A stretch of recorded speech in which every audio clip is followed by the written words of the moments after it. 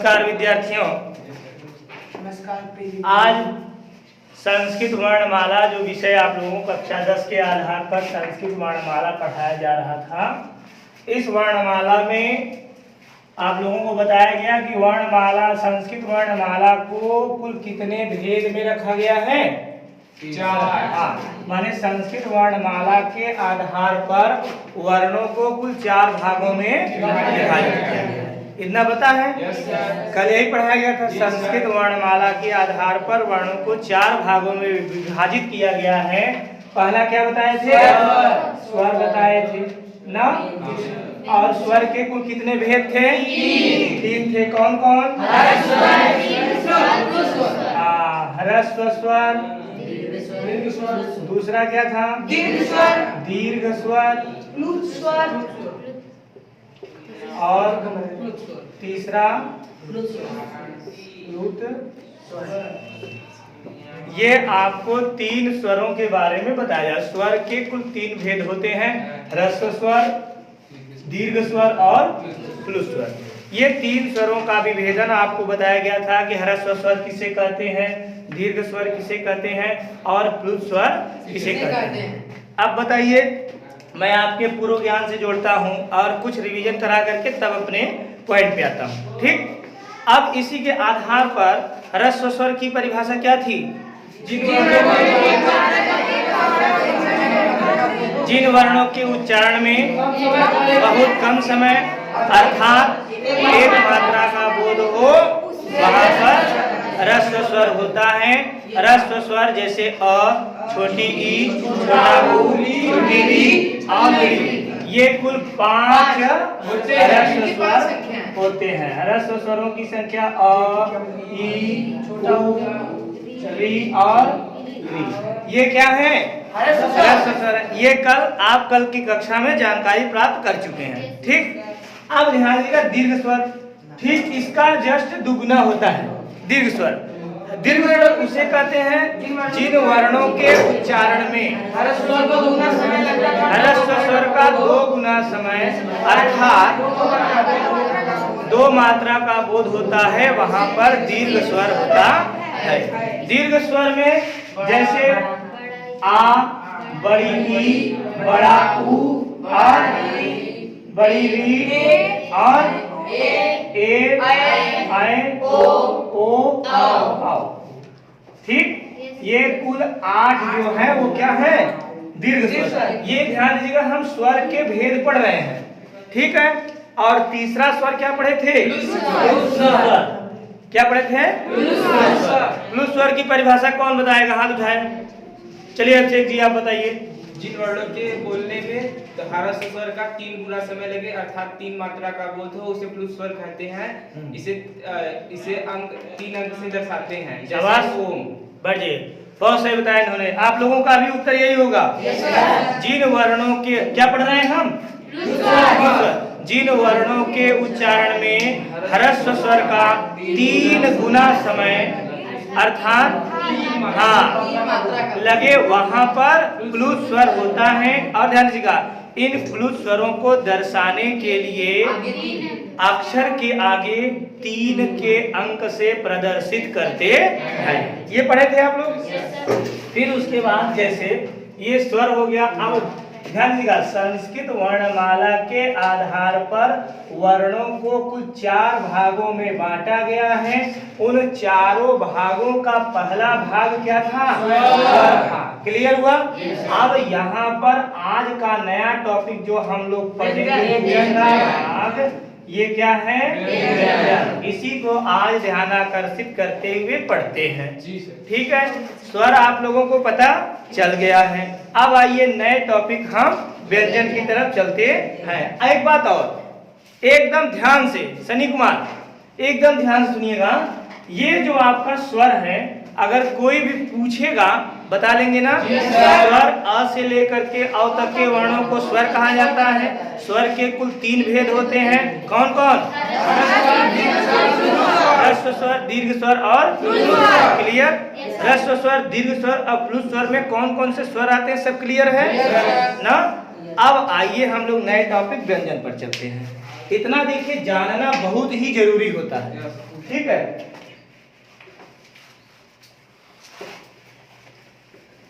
और एक बात ध्यान से सुन लेते हैं सब लोग, बहुत ज्यादा दिमाग न लगाइएगा, बहुत ही सरल टॉपिक है।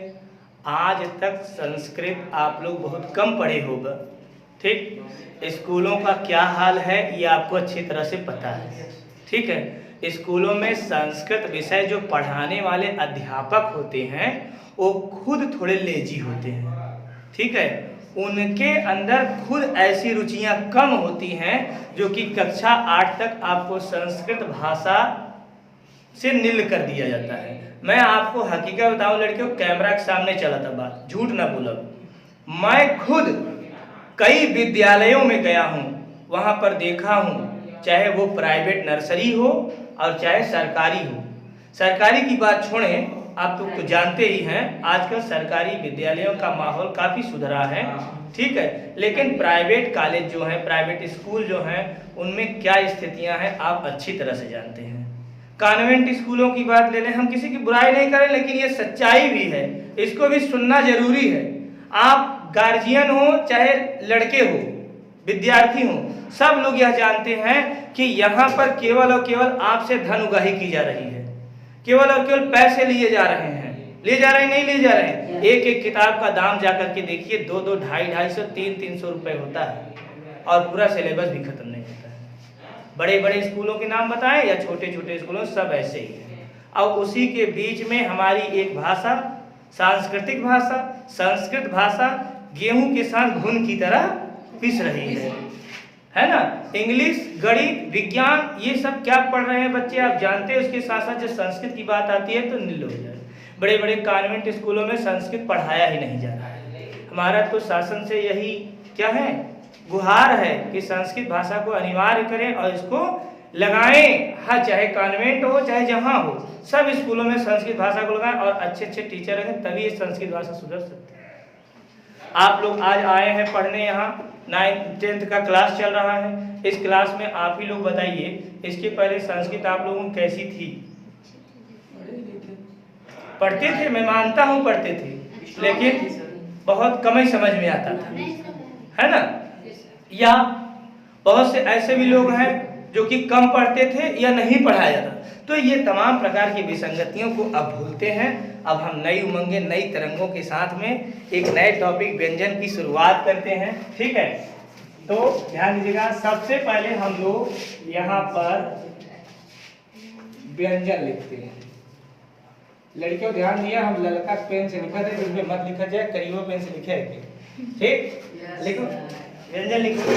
वे वर्ण, व्यंजन की परिभाषा है, लिखिएगा, बहुत ही सस्ती परिभाषा है। वे वर्ण जिनका उच्चारण, वे वर्ण जिनका उच्चारण स्वर वर्णों की सहायता, वे वर्ण जिनका उच्चारण स्वर वर्णों की सहायता से होता है, वे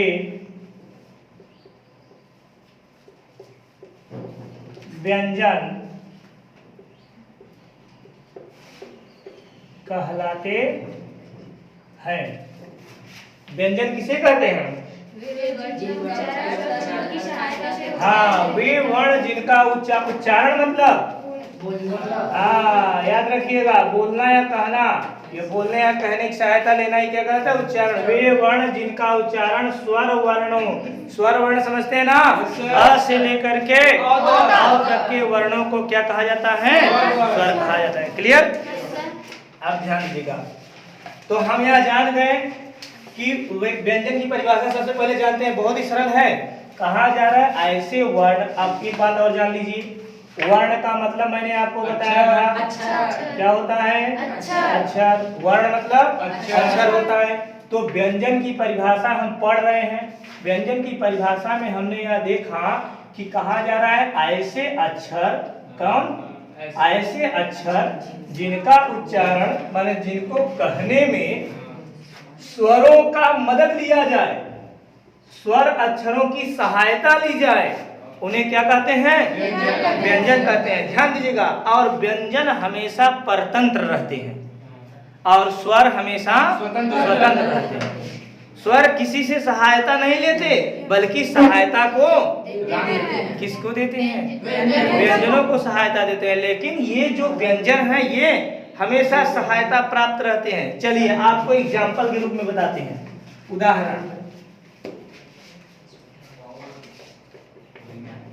उदाहरण में जान लीजिए। जैसे ये देखिए क है, क ख ग घ अंग, ठीक है। अब ध्यान दीजिएगा ये सब क्या है?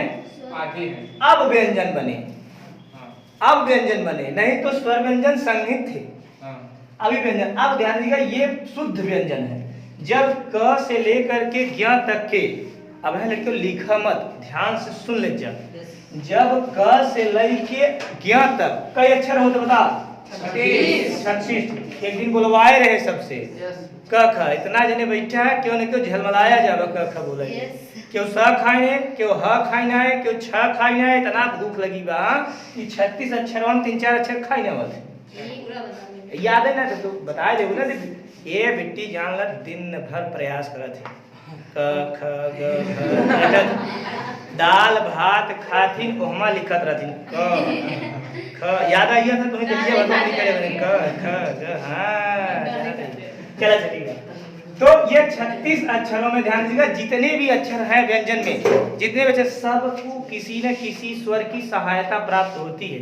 जैसे देखिए ये क क्या है? आप कहेंगे व्यंजन है। क्या है? अब बिना स्वर के हम बोल ही नहीं सकते व्यंजनों को। जैसे मान लीजिए हम ये कह रहे हैं क, यहाँ पे हलंत नहीं लगाए हैं, ये हटा दिए हैं, तो आप कहिए क। तो आपने क से ज्यादा तो क्या कह दिया? अ कह दिया। क्या कह दिए? तो जब आप क कहेंगे तो इस क रूपी व्यंजन में अ जुटेगा, तब जा करके ये पूरा क्या बनेगा? क बनेगा। समझ में आया नहीं? अब आप जैसे कह दिए की नहीं कहे, क्या कह दिए? की। अब उसके पहले क में अ था, अ का बड़ा आ होता है, अ का बड़का भैया का नाम बा? हाँ, याद रख। अब जैसे क व्यंजन है, अब इसी व्यंजन में हम ध्यान दीजिएगा, ये क व्यंजन है और व्यंजन हमेशा बोलो बोलो आधा, कल बताया था व्यंजन हमेशा क्या होते हैं? आधे होते हैं, क्योंकि उनमें स्वरों का समावेश नहीं होता है। व्यंजन में स्वर नहीं होते हैं। तो ये क में अब एक बात और, आप पहचानेंगे कैसे कि कौन सा अक्षर व्यंजन है? तो लड़कियों इतना ध्यान दे जाइएगा। ए हेलो सुनो, अ से लेकर के औ तक, अ से लेकर के औ तक ये क्या है? स्वर है। ये देश जानता है, और देश में तो हूँ है, तो उस भी जानता है। ठीक। अब याद रखिएगा, जब भी मैं कहूँ कि देश जानता, समझ लिया, तो उस भी जानता है। ठीक है। चलिए ये स्वर अ से लेकर के औ तक है, इसमें तो स्वर, ये तो स्वर है ना, व्यंजन नहीं है। लेकिन जब बात आती है क से लेकर के ज्ञ तक, समझ में आ रहा? क से लेकर के ज्ञ तक जब बात आती है तो कितने होते हैं? 36 होते हैं ना। ये व्यंजन क्या है? और कैसे व्यंजन है तो क्या बताएंगे आप? शुद्ध व्यंजन है। क्या है? शुद्ध व्यंजन है। अब इन्हीं में जब हम स्वर लगाएंगे तब इनका भाव बदलता चला जाएगा। अब इसी से एक व्यंजन ये क ले लिए हैं, अब क में अ रूपी स्वर जोड़े तो क्या बन गया? क। और इसी क व्यंजन में देखिए आ जोड़ देंगे तो यहाँ पे क्या बन जाएगा? का। क्या बनेगा? का। और इसी क व्यंजन में देखिए छोटे की ई जब जोड़ेंगे तो यहाँ पे हो जाएगा की। क्या बन जाएगा? की। और इधर देखिए क में ही बड़ी ई जोड़ेंगे तब क्या बन जाएगा? की। अरे भाई कक्का किक्की कुक्कू केके कोका कंका पढ़े हैं ना? तो क कुलिन रहता, वही में ई उ री री ए ओ आई औ कुल उसमें जोड़ते हैं ना। अब देखिए इसमें देखते रहिए, यही क है और इसी में छोटा उ जोड़ेंगे तो एकर टांग बाएं से पड़ी, देखा ना। और इसी क बड़वार बन के है, इसी क में बड़का उ जोड़ी तो हे ऐसे कही कैसे कही, देखा ना। क देखिए क व्यंजन एक ही है, क व्यंजन एक है। मेरे कहने का पर्पज, मेरे कहने का सिद्धांत सिर्फ इतना है, इधर देख लीजिए। कह रहे हैं ऐसे अक्षर, वर्ण मतलब अक्षर, वे वर्ण जिनका उच्चारण स्वर वर्णों की सहायता से होता है। ये देखिए एक ही अक्षर है, लेकिन इसी अक्षर में देखिए स्वर आ रहे हैं, अलग अलग स्वर हैं, जिसका अलग अलग भाव उत्पन्न हो रहा है, अलग अलग इसका उच्चारण उत्पन्न हो रहा है। समझ में आ रहा है? बोलो। तो यही है स्वर, यही है व्यंजन। अब क्लियर हुआ कि नहीं? तो ये समझ में आया परिभाषा कि ऐसे वर्ण, ये सब मिटकाई गई ना, कुछ पे भरा नहीं जाता।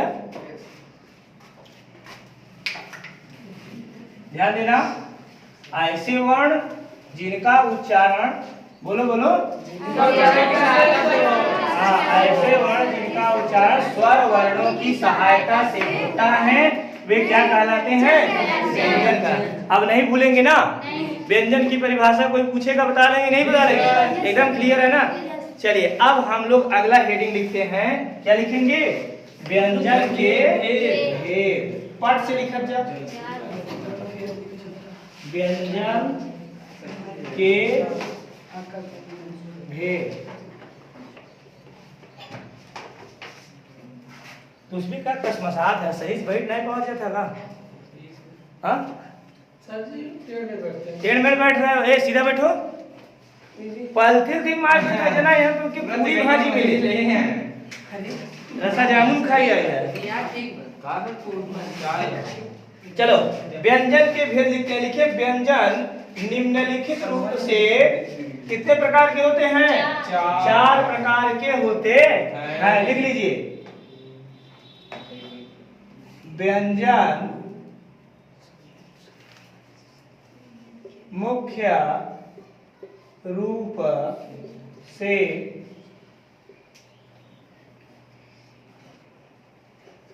कुल चार प्रकार के होते हैं। ठीक, अब लड़कियों को पहला लिख ला। पहला क्या लिखबा? बोला स्पर्श। क्या लिखेंगे? दूसरा क्या है? हाँ, अंतस्थ व्यंजन। अंतस्थ व्यंजन। ठीक, और तीसरा क्या है? शाबाश, ऊष्म व्यंजन। और चौथा क्या है? शाबाश, इधर थोड़ा सबके याद बहो, पढ़े रहत क्या? अच्छा हमें पढ़ा है। ओके, देखो मजा आता है जब आप लोग बताते हैं ना, तो ऐसा लगता है जैसे आप लोगों को याद है, और भाई याद रहेगा तभी ना आदमी बताएगा। रिवीजन करने में बड़ा मजा आता है ना। इम कितना जने एकरावत है, कितना जने दोहरावत है, कितना जने वही पे रफ पे रफ, रफ पे रफ, औखा गौखा पेटी बक्सा कुल खूब के दिया है लिख लिख के। शिवशंकर सही कह रहा हूँ ना? शिवशंकर बहुत अच्छा लगता है, ताऊ सब है।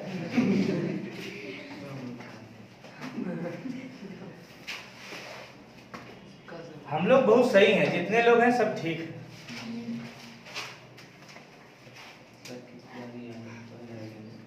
हो गया? चलिए अब अगर आपसे पूछा जाएगा व्यंजन के कुल कितने प्रकार या कितने भेद होते हैं? कितने होते हैं? चार प्रकार के होते हैं। व्यंजन कुल कितने प्रकार के होते हैं? चार प्रकार। एक बात और ध्यान से सुन लीजिए, बहुत सही बात याद आए दिमाग में। ये जो आप पढ़ रहे हैं संस्कृत वर्णमाला, ये केवल कक्षा 9, 10, 11, 12 पास करने के लिए ही नहीं है। बड़े बड़े एग्जाम, बड़े बड़े कंपटीशन वाले एग्जामों में भी यही सब क्वेश्चन पूछे जाते हैं। ध्यान दीजिएगा, आप लोग जब आगे बढ़ेंगे 4, 6, 7, 8 साल बाद जब बड़ी बड़ी परीक्षाएं शिक्षक शैक्षिक जगत की देंगे, शिक्षक बनने के लिए जो आप लोग परीक्षाएं देंगे, उसमें ये सब प्रश्न आने एकदम कॉमन है। जैसे आज आप पढ़ रहे हैं ह्रस्व स्वर किसे कहते हैं, दीर्घ स्वर किसे कहते हैं, प्लुत स्वर किसे कहते हैं, स्वरों की संख्या कितनी है, स्वर के भेद कौन कौन से हैं, व्यंजन किसे कहते हैं, व्यंजन के कुल कितने भेद हैं, पढ़े ना अभी, स्पर्श व्यंजन, अंतस्थ व्यंजन, ऊष्म व्यंजन और संयुक्त व्यंजन। ये आज के 8 साल बाद जब पूछा जाएगा तो इतना याद नहीं रहेगा, लेकिन जे फेयर रखे रहे, रोज पे दिमाग लगाए रहे, ओके याद रहे। कल ध्यान दे जाए, कल पूछा जाए कि आ कौन सा स्वर है, आज बताए लेते हैं, कल बजबे फंसबे, और जब याद करे रहबे तो फिर कभी ना फंसबे। ध्यान दिया, बड़ी बड़ी परीक्षाओं में पूछता है कि निम्न में से ऊष्म व्यंजन है, निम्न में से स्पर्श व्यंजन है, तो ओके याद रखबे तब न आए। या ऐसे पूछ सकता है कि निम्न में से ह्रस्व स्वर है, जब अभी से आप याद रखेंगे तभी, और नहीं तो जानना यह सब ये संस्कृत वर्णमाला ध्यान दे जाए, पढ़ाई विदा लोग 10-10, 12-12, 15-15 हजार रुपया देते हैं, वो ऑनलाइन फीस, घरे बैठ के पढ़ा और चाहे खिचड़ी बना के खाए के सूत, फीस जमा करवा तब ही पढ़वे, समझे जाते हैं। इसलिए अभी आप 10th में हैं, 10 में हैं, 9 में हैं, जो कुछ भी क्लास में है, अच्छे से जो पढ़ाया जा रहा है इसका नोट्स बनाइए, पढ़ते रहिए, और ऐसा पढ़ा जा कि दिमागे में एकदम तोरे दिमागे में ना आए, तोरे डीएनए में घुसिए, कबो निकलबे न करे, समझे ना। हम तो सबके दिमागे में ना सीधा डीएनए में घुसेड़त है। अब ध्यान सुनत जा, व्यंजन के कुल कितने भेद होते हैं, नहीं भूलेंगे ना, कह दो नहीं भूलेंगे, कितने भेद होते हैं, कौन कौन, स्पर्श व्यंजन, तो व्यंजन के कुल कितने भेद हैं, कौन कौन, क्लियर। अब आइए पहला हेडिंग डालते हैं, क्या, स्पर्श व्यंजन। शीघ्रता करो,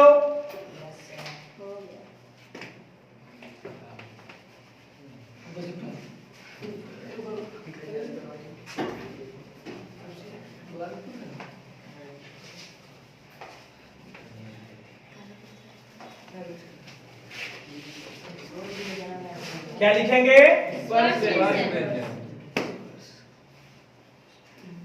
लिखा था लड़के स्पर्श व्यंजन, नो किधर, जिन वर्णों के, लिखा लिखा लिखा लपाला, जिन वर्णों के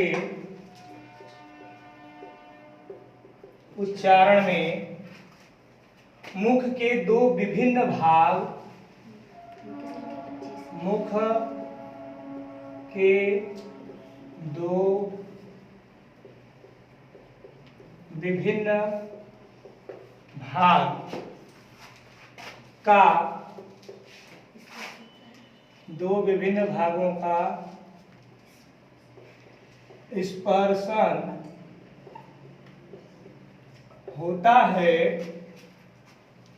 उसे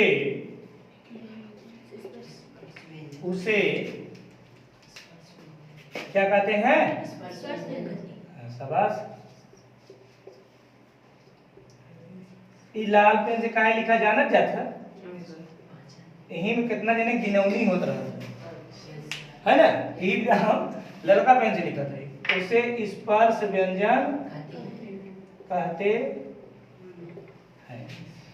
देखा कितना सस्ता परिभाषा। हरीश कहाँ हंस रहा है जी, क्या बात है, हरीश नाम में इसलिए हंसता रहता है, मतलब लिख रहे हैं, बता रहे हैं तो वही। अच्छा अच्छा, चल मैंने इसी टॉपिक को लेकर के हंस रहे हो ना, नहीं चलो चलो कोई बात हो, अपना रखे रहो दिमाग में। अब लिख लो इनकी संख्या, किनकी संख्या, इनकी जाए भाई बहुत खतरनाक आदमी है, हम लिख देते हैं, हम इनकी कर देते ना, पूछे किनकी कर, इनकी धीरे-धीरे छोड़ रहा है ना, इसका था इनकी माने स्पर्श व्यंजन एक एक क्वेश्चन में मात्र इनकी संख्या कुल कितनी होती है? बोलो 25 होती है। ठीक, जैसे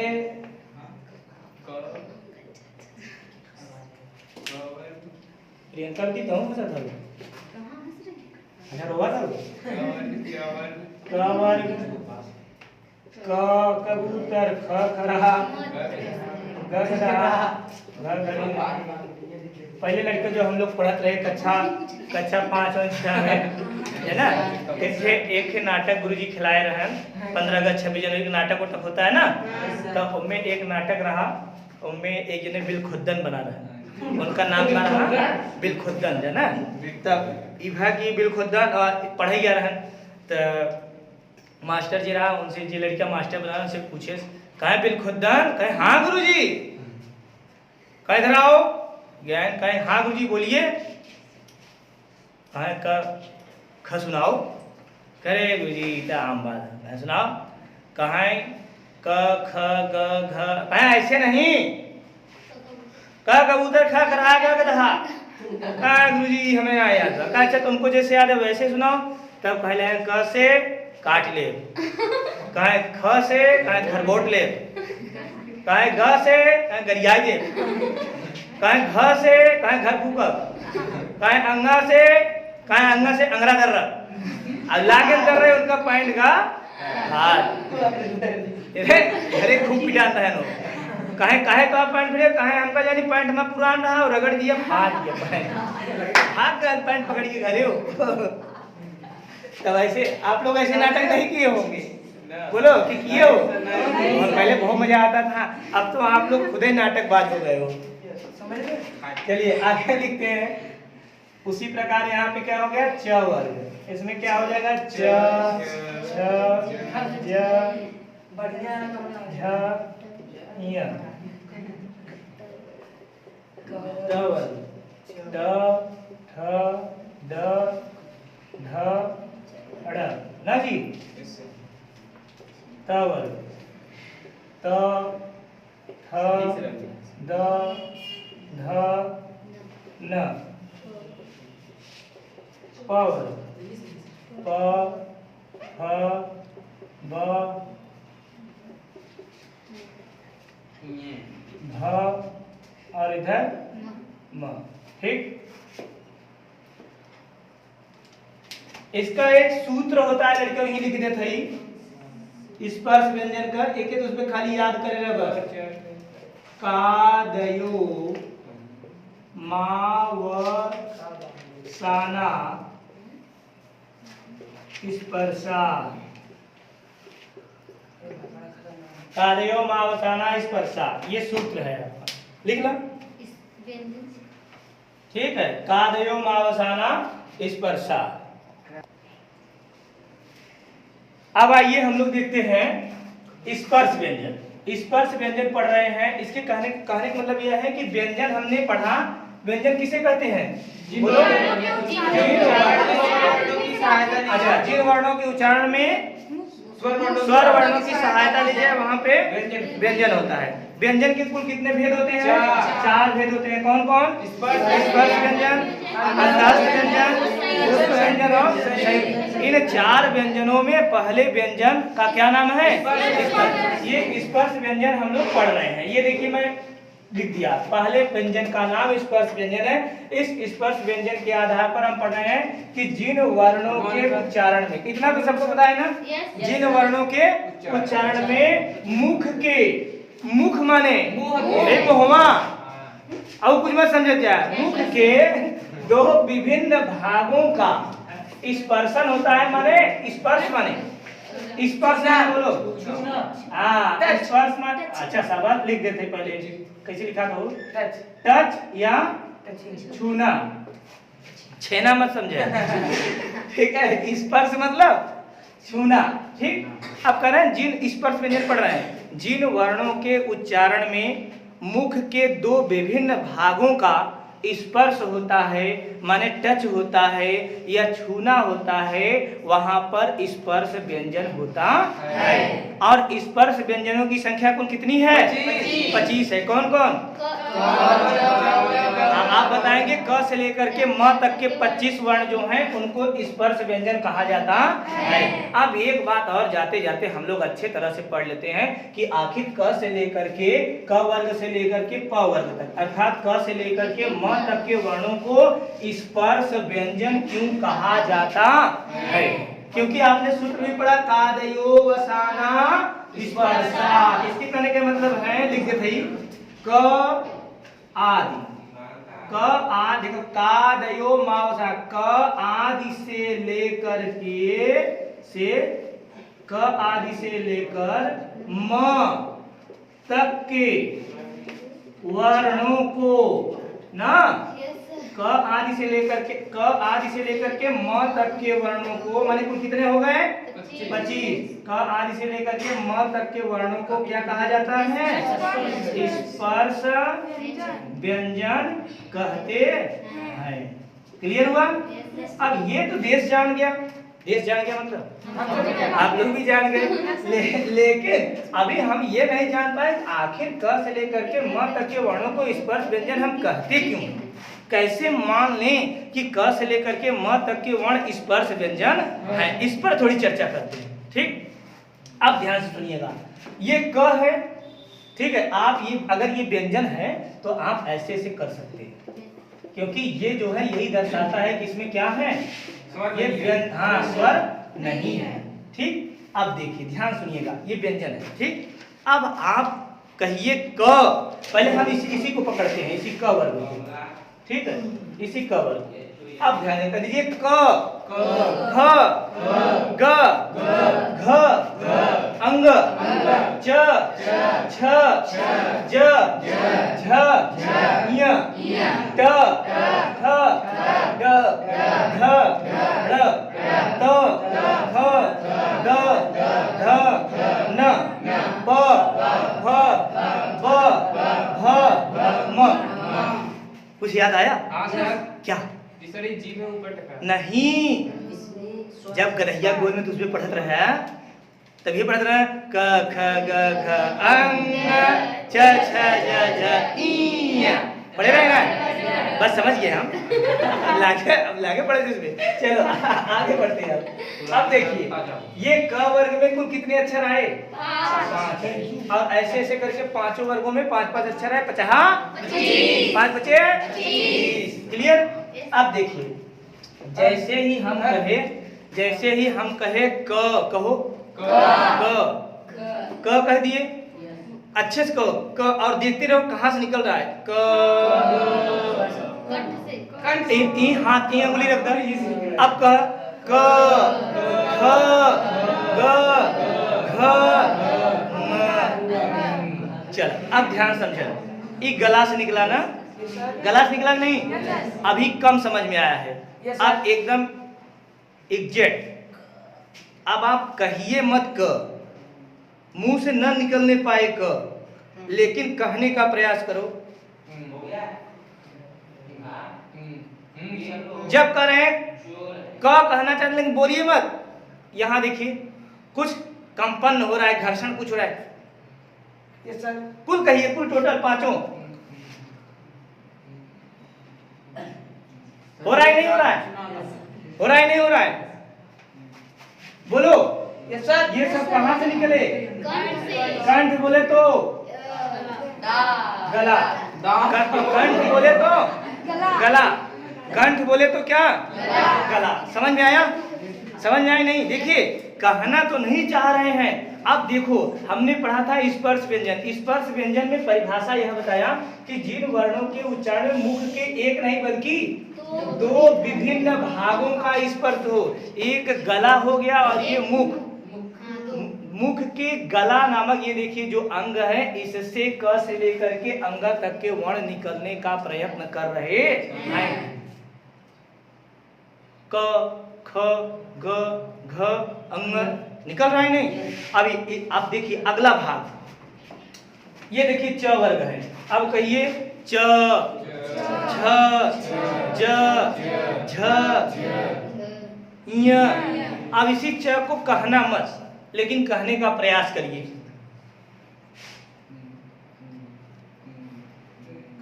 क्या कुछ समझ में आया? सर का कंठ से मुंह से कुछ नहीं, जैसे ही आप कहेंगे पहला कहेंगे, आप देखिए आपकी जीभ जो है ना ये ऊपर वाले भाग पे चली जा रही है।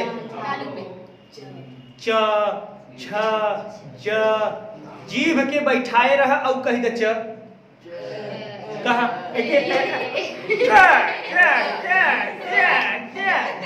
च नहीं बोल पा रहे हैं, बोल रहे हैं च, लेकिन जैसे ही हम कहेंगे च, ए लड़के हला नहीं, जब कहेंगे च तो देखिए जीभ तालू पे चली जा रही है। छ ज, श्वेता समझ आ रहा है? ज झ, देखिए जीभ कहाँ जा रही है? ऊपर, दूसरे तरफ भाग जाता जीभ। तो ये च से लेकर के यहाँ तक के वर्ण कहाँ निकले? ताल। ताल जानत जाते ना, ताल जो जीभिया के ऊपर रहत है। ए लड़की समझ में आ रहा है? अब आगे देखिए, ये ड वर्ग है। अब कहिए ड ठ ड, बोलते रहो समझते रहो जीभ किधर हो रहा है। ड ठ ड ढ ड़, अड़ा मत कहिएगा, अड़ा ना होता है ड़। अब देखा जैसे ही कहे ड, जिभिया तहा लप पसे पीछे भागे लगा। देखा जना से लगा तो दौड़ाए बा केहू पकड़े चाहता। देवी कहा ट, ते से कहो ट, जिभिया देखा तहा ऐसे मुड़ी के, जैसे रोटिया पुकुली बनवत है वैसे जिभिया तहा मुड़ी के। मुड़ा कि नहीं मुड़ा? कहो ट ठ ड ढ ड़। अब ये जीभ जो है पीछे भाग रही है। अब यही देखा ना, गला के ऊपर और ये मुख के पीछे एक लटकत रहत। का नाम हो? हाँ देखा कि नहीं कहते घंटी हो, घंटी घंटा ना हो, ओके ललरी कहत है ना, ओकर ओरिजिनल नाम है मुर्धा। ए हेलो मोइन, का उन्हें खोदत है? ललरी खोदा मत, ध्यान सुना सुना। आप देखिए कह रहे हैं ट, ये ट ठ ड ढ ड़, ये देखिए सब मूर्धा की तरफ भाग रहे हैं। कहाँ भाग रहे हैं? मूर्धा की तरफ। तो इसका उच्चारण स्थान क्या हो जाएगा? मूर्धा। अब मैं देखा केवल तुम्हें सब किसे टेलर समझावत है क्या? एकदम ध्यान समझते रहिएगा। हम पढ़ रहे हैं क्या? स्पर्श व्यंजन। और स्पर्श व्यंजन क्या कहता है कि मुख के दो विभिन्न भागों से दो विभिन्न भागों का स्पर्श होता है, ऐसे व्यंजनों को क्या कहते हैं? स्पर्श।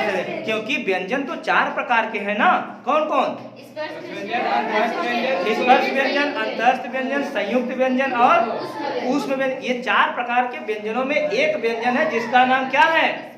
स्पर्श व्यंजन। अब देखिए स्पर्श हो रहा है नहीं हो रहा है? दो विभिन्न भागों का स्पर्श हो रहा है ना। अब आइए देखते हैं त वर्ग। ये देखिए, अब आप कहिए त थ द ध न। अब आपकी जीभ जो अभी अभी पीछे भाग रही थी, अब आगवा भागा था। और आगे भाग के तोरे सबके मुँह कुल 28 दांत हो, घरे जाएगा आईना लग गिन लिया। ठीक, वो 28 दांते में ध्यान दे जाया, जौन अगवा के दूठे बड़का बड़का दतवा बा वहीं जिभिया पहुंचा था और बहरे ना निकला था, अंदर में बा छू लेता था। त अब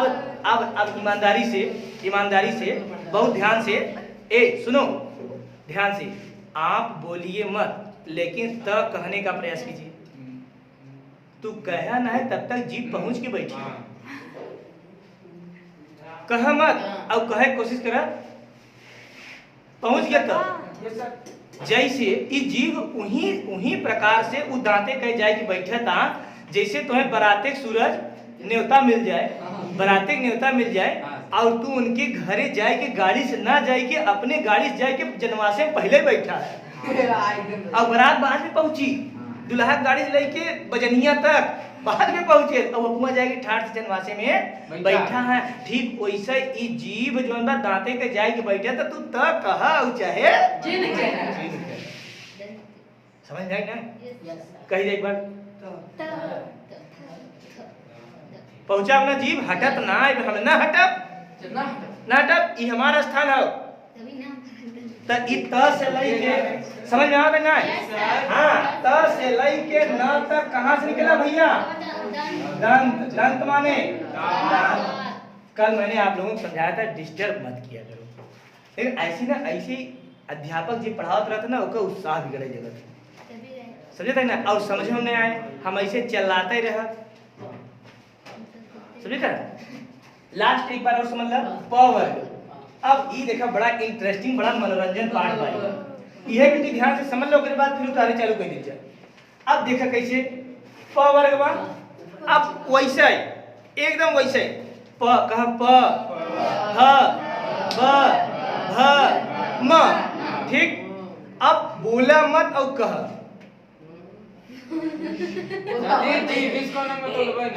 जीव एक जगह है स्टॉप बा, उसे कोनो मतलब और यह दोनों होठवा ऐसे कह दे और कह दे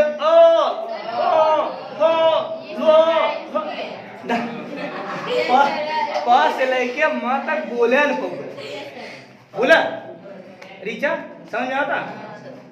आप कहिए प, ये दोनों होठ का बड़ा काम बा है, बहुत ही का जे बहुत लोगन का होठ देखा ऐसे रहता है, ऐसे रहता है, वो कायदे से नहीं बोल पाते, सही से नहीं बोल पाते। अगर होठ उनका सीधा हो जाए तब बोले लगे, समझे था? तो कह प, दोनों होठ का काम हो रहा है नहीं हो रहा है? ह ब भ म, अब होठ का काम ना होए और प बोल के दिखाओ, नहीं होगा।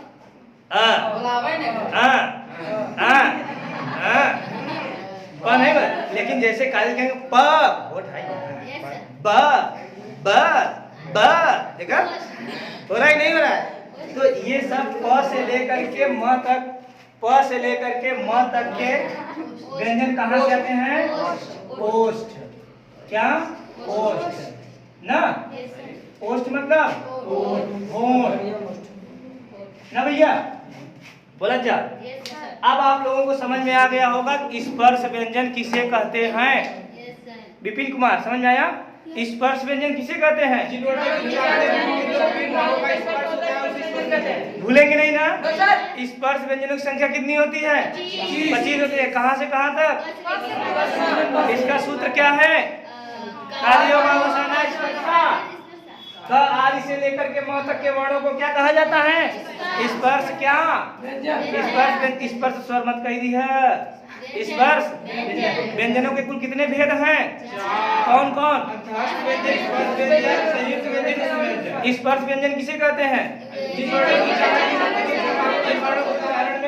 वर्णों को उच्चारण मुख के दो विभिन्न भागों का स्पर्शन होता है वहाँ पे स्पर्श व्यंजनों की संख्या कुल कितनी होती है? 25। क से लेकर के म तक के वर्ण क्या है?